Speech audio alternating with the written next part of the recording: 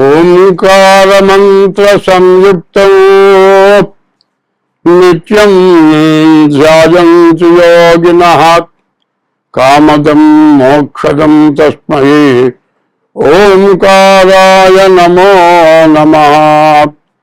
నమస్తే దేవదేవేశ, నమస్తే పరమేశ్వర, నమస్తే వృషభారూఢ నకారాయ నమో నమః.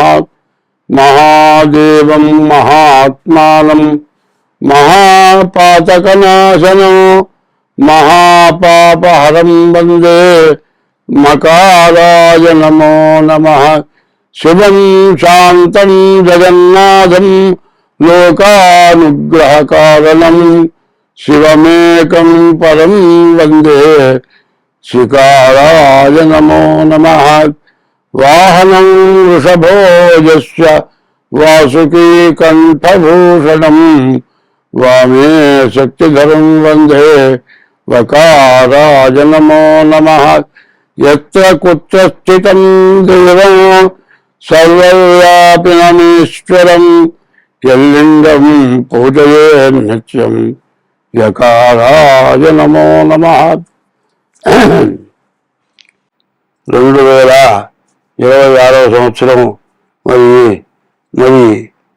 మే నెల చివరి నెల, మే నెలలో చివరి రాశి 12వ రాశి మీన రాశి ఫలితాలు చెప్పుకుందాం. ఈ మీనంలో శని ఉన్నాడు, జన్మశని. ఈ జన్మశని ఎట్లా ఉంటాయంటే వాడు వస్తాడు, అరే నేను ఇల్లు కట్టుకున్నా, అంతా అయిపోయింది, తలుపులు దగ్గర డబ్బులు తక్కువైనారా, 1,00,000 రూపాయలు ఇరా, నీ బాకీ తెచ్చుకుంటానురా. ఇంతకుముందు చాలాసార్లు ఇచ్చిపోయినాడు, 7 రోజులు వాడు జన్మగా ఇచ్చాడు, నువ్వు చాలాసార్లు ఇచ్చావురా, మొత్తం కల్పిస్తానురా, అరే నువ్వు పుణ్యం కట్టుకోరా, నా దగ్గర లేవురా, వదలడు, రోజు వస్తాడు, అరే నా సంగతి ఏదిరా, నీ సంగతి ఏంది, అట్లా ఉంచు, నువ్వు నా ఎదురైతే నా గతేమవుతుందో అర్థం కావట్లేదురా, అది కాదురా, తప్పనిసరిగా అది ఎందుకు జన్మశని పట్టినట్టు పట్టాడంటారు. జన్మశని అట్లా ఉంటారు. నిన్ను పీక్కు తినేవాళ్ళు ఉంటారు, నీవు తింటాను వీలు లేకుండా అడ్డం పడతారు, నీ తిని లాక్కొని అంటారు. ఒకళ్ళు ఉంటారు కంచంలో పెట్టుకొని తింటూ ఉండగా గబగబా కంచం లాక్కొని వాళ్ళు ఇంత మొదలు పెడతారు. వీళ్ళు పిచ్చివాళ్ళు అయిపోయి ఇంట్లో నా ఇంట్లో రావటం ఏంటి, నా కంచంలో లాక్కోవటం ఏంటి, నా కంచంలో ఎన్ని కూడా లేకుండా తింటమేంటి, ఇంట్లో చూద్దామా ఇంకా అన్నం లేదు. ఇంత ఘోరమైన బాధపడాలి. ఉపమానాలు చెబుతున్నాయి ఇవన్నీ కూడా. ఈ జన్మశని అంత బాధ, తినటానికి వచ్చింది, చేతి దగ్గరికి వచ్చింది, నోటు దాకా పోదు, నోరు దాకా పోయింది, రాలి కింద పడిపోతుంది. కాబట్టి అంత కష్టదశ. మరి ఈ మీనరాశి వాళ్ళు ఎంతో కష్టాల్లో ఉన్నారు. వాళ్ళ కష్టాలని చెప్పడానికి కూడా నాకు చాలా బాధగా ఉంది. కాబట్టి ఈ రాశి వాళ్ళు తప్పనిసరిగా మీ డేట్ ఆఫ్ బర్త్ ద్వారా మీ జాతకం చూపించుకోండి, మీకు చాలా బాగుంటుంది. తర్వాత ఈ నెలలో 4 గ్రహాలు చతుర్గ్రహ కూటమి మరి మీ నెలలో చోట జారిపోతున్నాయి. ఈ గ్రహాల వల్ల చాలా బాధలు వస్తాయి, చాలా కష్టాలు వస్తాయి. కాబట్టి ప్రతి వ్యక్తి కూడా ఇష్ట దైవాన్ని, తర్వాత తన యొక్క తల్లిదండ్రుల్ని ఎప్పుడు కూడా మీ ఇంటి దేవతని పూజించడం. నేను ఎక్కడ ఉంటే ఆ ఏరియాలో మంచి దేవాలయానికి వెళ్ళి ప్రతిరోజు వెళ్ళటం, వారానికి ఒక్కసారైనా పూజ చేయించుకోవటం. అట్లా నీకు వచ్చిన దాంట్లో కనీసం 100లో 5 వంతులైనా సరే దేవుడికి మంచి కార్యాలు ఖర్చు పెట్టండి. అట్లా ఉంటే మీరు ఈ సంవత్సరంలో బాగా బయటపడతారు. ఈ సంవత్సరంలో కూడా ప్రతి శనివారం శనికి అభిషేకం చేయించుకోండి. సోమవారం ఈశ్వరికి పూజ చేయించి ఈశ్వరికి అభిషేకం చేయించుకోండి.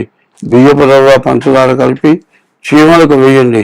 ఇట్లా చేస్తే మీ శని యొక్క బాధలు తీవ్రత అంతా కూడా చాలా తగ్గుతుంది, చాలా సుఖంగా ఉంటారు.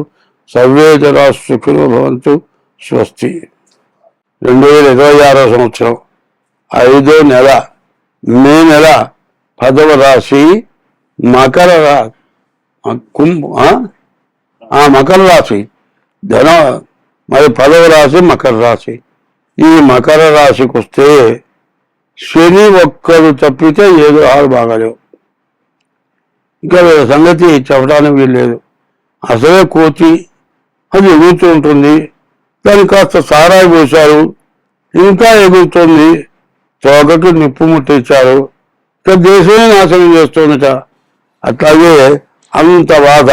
అయితే చూసే వాళ్ళకి ఆటగా ఉంటుంది, అది ఎగురుతుంటే తన్నుకుంటుంటే ఆనందంగా ఉంటుంది.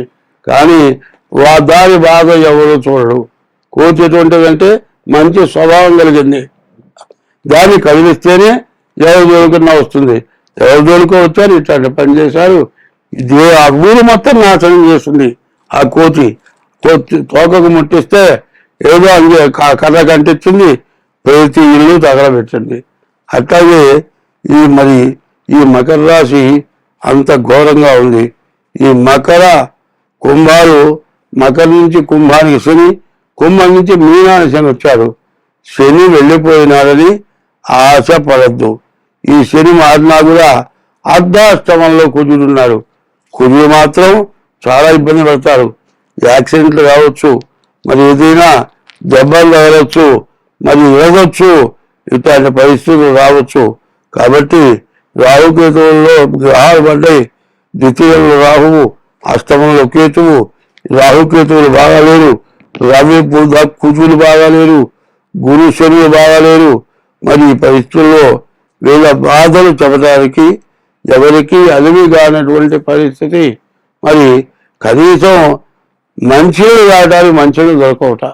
ఎట్లా ఉంటుందంటే ఒక్కొక్కటి కోటీశ్వరుడు అండి, వాడి నోట్లో 500 రూపాయల నోట్లు కాదు, ఇప్పుడు కొత్త నోట్లు వచ్చినాయి, ₹1,00,000 ఉన్నాయి బిళ్ళలు. ₹1,00,000 బిళ్ళ ఉంటుంది. అదే మంచినీళ్ళు కావాలయా, ఒక బాటిల్ ఇవ్వదా, లేదు. ఇవ్వదా, ఈ ₹1,00,000 బిళ్ళ దగ్గర పెట్టుకో, తర్వాత చిల్లర ఇచ్చి తీసుకుంటాను. అమ్మో నిన్ను ఎక్కడ నమ్ముతారు, నువ్వు దొంగవేమో, ఎక్కడ గాజేసుకొచ్చావేమో. మరి ₹10 సోడాలు మంచినీళ్ళు లేని వాడివి మరి ₹2,00,000 బిళ్ళ ఎక్కడ దొరికింది పప్పు అంటాడు. మంచినీళ్ళు లేక వాడు చచ్చాడు. కోట్లు జేబులో ఉన్నాయి, మంచినీళ్ళు తాగడానికి వీలు లేకుండా పోయింది. మరి మంచినీళ్ళు ఇచ్చేవాడే వెళ్ళాడు, డబ్బులు పెట్టినా మంచినీళ్ళు దొరకవు. మరి ఏమవుతుందంటే కర్మమున పుట్టు జంతువు, కర్మమున వృద్ధి పొందు, కర్మమున జనులు, కర్మమే జనులకు దేవత, కర్మమే సుఖ దుఃఖములకు కారణమధిప అన్నారు. చాలా మంది అన్నీ ఉండి దిక్కులేని వాళ్ళగా చచ్చిపోతారు. కారణం ఏంటి? ఇందిరాగాంధీ మరి ఆది పరాశక్తి అన్నారు. అంతటి గొప్ప రాజ్య పరిపాలన చేసిన గొప్ప వాళ్ళలో మరి ఝాన్సీ లక్ష్మీబాయి తర్వాత దాదాపు ఇందిరాగాంధీ అన్నారు. ఆమెకు కిరీటం పెట్టారు, మరి త్రిశూలం ఇచ్చారు. ఇన్ని చేస్తే మరి ఆయన కాపలా కాసేవాళ్ళే చివరికి కుక్కని కాల్చినట్లు కాల్చి చంపారు. ఎంత గొప్పని పెంచుకుంది, ఎంత మేలని పెంచుకుంది, ఎంత మంచిదని పెంచుకుంది. నీ దగ్గర వాళ్ళే నిన్ను కాల్చి చంపారు. కారణం ఏంటంటే కర్మ. ఆ కర్మని ఎవరు తప్పించలేరు. కాల్చుకొని చచ్చారు, కాల్చుకొని చంపారు, కాల్చుకొని చచ్చారు వాళ్ళు కూడా. మరి ఏం చేయలేకపోయినారు. మరి ఎన్ని చూటాలో ఒంట్లో శరీరంలో దూరినాయి. మరి ఆమె చచ్చిపోయిందంటే చాలామంది బాధపడ్డారు. కాంగ్రెస్ పతనం అయిపోయింది అనుకున్నారు. అట్లాంటి పరిస్థితి ఇందిరాగాంధీకి వచ్చిందంటే ఉదాహరణకు చెబుతున్నా. ఆమె పార్టీ నేను అంటలా, నేను ఎవరి పార్టీ కాదు, సత్యము ధర్మాన్ని పార్టీ, ధర్మం పార్టీ. నేను నాకు ఓటింతవరకు లేదు, 80 ఏళ్ళు వచ్చినాయి, నాకు ఓటు ఇచ్చేవాళ్ళు లేడు, నేను ఓటేసేది లేదు. ఒక పార్టీ నాది అనుకుంటే నేను ఓటేస్తా. నాకు పార్టీ అనేది లేదు. మంచి వాళ్ళే నాకు కావాలి, మంచిగా నేను చూస్తా, అందరూ మంచిగా బతకాలని కోరుకుంటా, చెడుకు దూరంగా ఉంటా.